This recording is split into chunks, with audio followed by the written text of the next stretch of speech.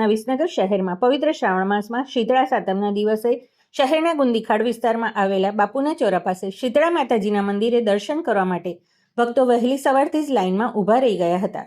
ભારતીય સંસ્કૃતિમાં લોકમેળાનું મહત્વ પણ સમજાવાયું છે, જેમાં બાળકોને તો ખાસ મેળામાં જવાની અને રમકડા ખરીદવાની અને ચકડોળે ચડીને આનંદ પ્રાપ્ત કરવાની ઈચ્છા હોય છે.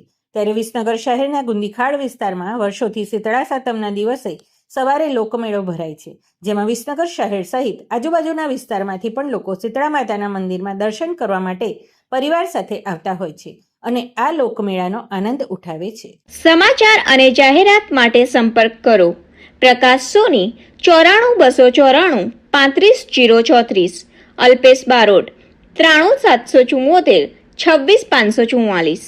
વિસનગર કે ન્યૂઝ.